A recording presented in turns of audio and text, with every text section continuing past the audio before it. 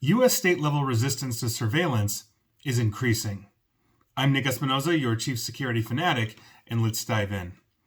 Now, the danger of a growing surveillance state is that it changes the relationship between the citizen and the government. When cameras, license plate readers, facial recognition, and other tracking systems become cheap, networked, and searchable, the state no longer just watches a suspect after suspicion exists. It can watch everybody first and then decide later who looks suspicious. That is a profound shift in power, and it is exactly why more lawmakers are starting to push for warrants, tighter retention limits, access logs, audit trails, bans on data sharing, and restriction tools on platforms like Flock cameras before mass surveillance becomes the default. And we have seen a rise, essentially, in surveillance. I like to say that cybersecurity is agnostic to politics, but we're not immune from it. This is a human thing. This isn't a political thing. And that humans have a right to privacy. In the United States, humans have a constitutional right to privacy that seems to be challenged because technology moves faster than legislation can follow. Recently, there was reporting that found that at least 16 states have introduced automatic license plate readers, or ALPR, regulation bills in 2025. And while only a few have actually enacted them into law by October of last year, a new 2026 wave has started. So there is a good sign in this, in that states are starting to really take their citizens' privacy into account against the growing use of cameras and more. So I did some homework. I went digging, and here are the states where I found state-level bills or laws in the last year, from about March of last year to March of this year, essentially aimed at restricting, regulating, auditing, limiting sharing, or otherwise just pushing back on the Flock-style surveillance or related surveillance tech. And so these are in alphabetical order, and I did my homework. Feel free to look all of these up. But we'll start with Arizona, because they have SB 1111, and that would regulate automatic license plate readers, including access, retention, and privacy limits. As of early March 2026, it's still moving through the legislature amid a debate over how strong these restrictions should be. On top of it, Arkansas introduced SB 446, and that became law in April of last year, and then amended the state's Automatic License Plate Reader System Act, including rules for use by private landowners, private leaseholders, and also commercial businesses as well. California has AB 1355, that would create the California Location Privacy Act, covering location information captured by ALPR systems, and SB 274, which would tighten ALPR privacy, auditing, and access log requirements as well. Colorado has SB 26-071, the SAFE Act, and that's a broader surveillance tech bill in general. It would actually restrict law enforcement use of surveillance technology and specifically limit uses of traffic cameras and automatic license plate readers to defined public safety purposes. In other words, it's incredibly narrow in scope, and it's very heavily regulated in that state. Connecticut has HB 5449, which was introduced in March 5th of this year, 2026, specifically to, quote, regulate the use of automated license plate reader systems and safeguard data derived from such systems. Idaho has S1180 passed in 2025 that took effect on July 1st of last year, establishing statewide rules on how government agencies may use ALPRs, including access logging, training, and also semi-annual audits. Illinois has SB 3816 and HB 5151. Both of these were introduced in February of this year and would create an Automatic License Plate Recognition Systems Act with authorized use limits, data retention rules, prohibited uses, reporting, penalties, and private right of action. Iowa has HF 2556, which was introduced in February of this year as a bill, quote, relating to the use of automatic registration plate readers, end quote, with penalties and an effective date. Kentucky has HB 58, which would restrict ALPR use, limit retention, regulate sharing, and sale of captured plate data, and also require public written policies. HB 375 in Kentucky goes even further and would prohibit ALPR deployment altogether. In Michigan, we have HB 5493 and HB 5492. These were both introduced in January of this year to regulate ALPR use by government entities and private entities, respectively. Minnesota has HF 3856 that was introduced in late February of this year that would prohibit government entities from using automatic license plate readers and regulate private sector use as well. Missouri has HB 658 in 2025 and SB 107 in 2026, and both sought to prohibit state agencies from political subdivisions, basic political subdivisions from using ALPR systems on public highways, with very narrow exceptions. New Jersey has AB 5907 in 2025. This would restrict interstate sharing of ALPR data for out-of-state reproductive health investigations, and A.2594 in 2026 would impose additional requirements on law enforcement use of ALPR.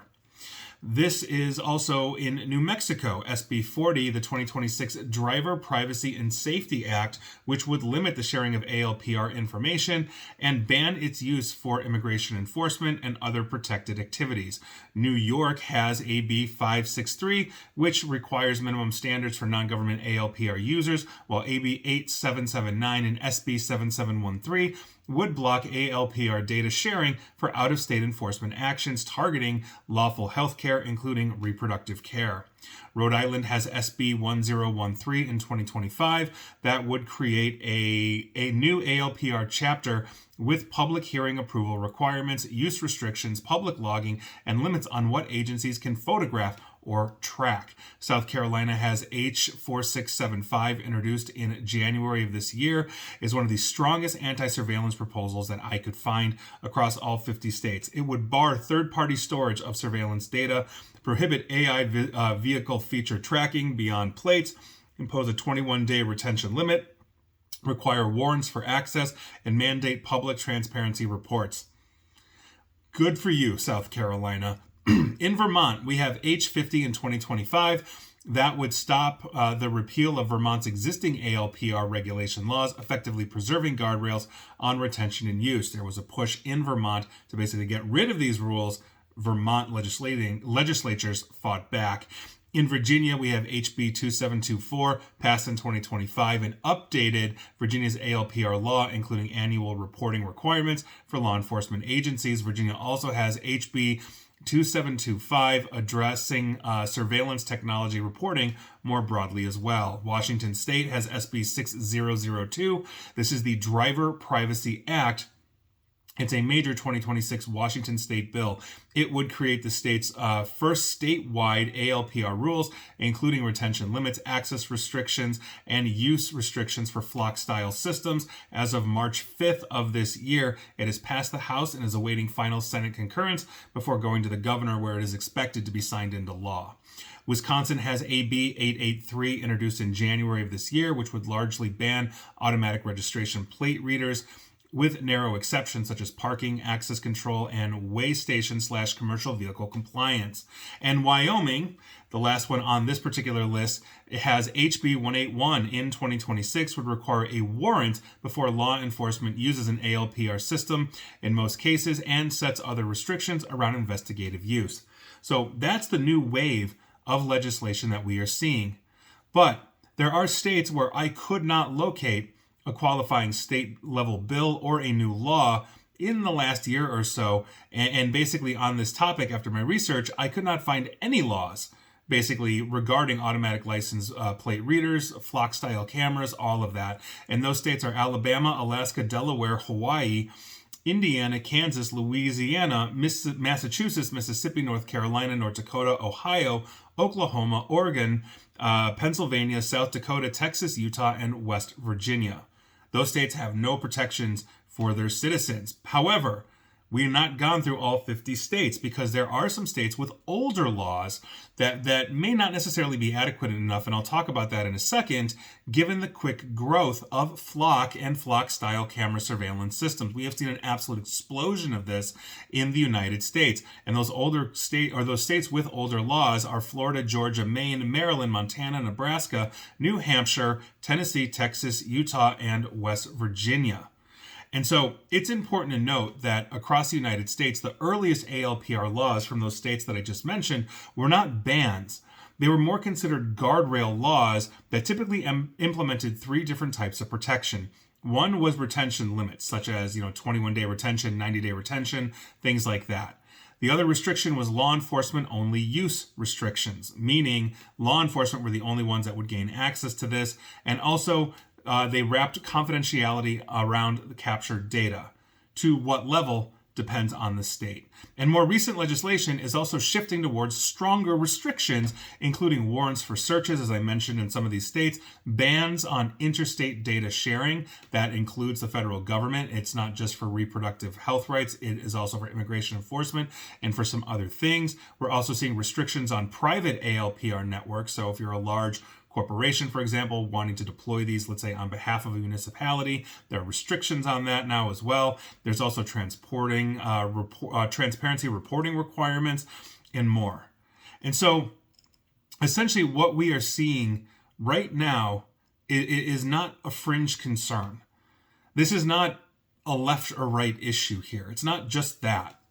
Across red states, blue states, purple states, lawmakers are starting to realize that once government and private surveillance networks are fused together, the practical ability to track people's movements, their associations, their medical choices, their protests, and their daily lives simply becomes enormous. And the emerging trend is clear. More states are demanding warrants, shorter retention, tighter data sharing rules, and actual real transparency, because the public is waking up to the fact that if surveillance systems are left unchecked at the state and local level, they become the building blocks of a much larger surveillance architecture that can be used at a state or federal level. And that is something that the U.S. Constitution and the people cannot let happen. And please like, share, follow me here on Facebook and Twitter at NickAESP. And please feel free to subscribe to me at YouTube as well. And as always, stay safe, stay online, and please, please, please attempt to stay private, informed, and secure. Take care.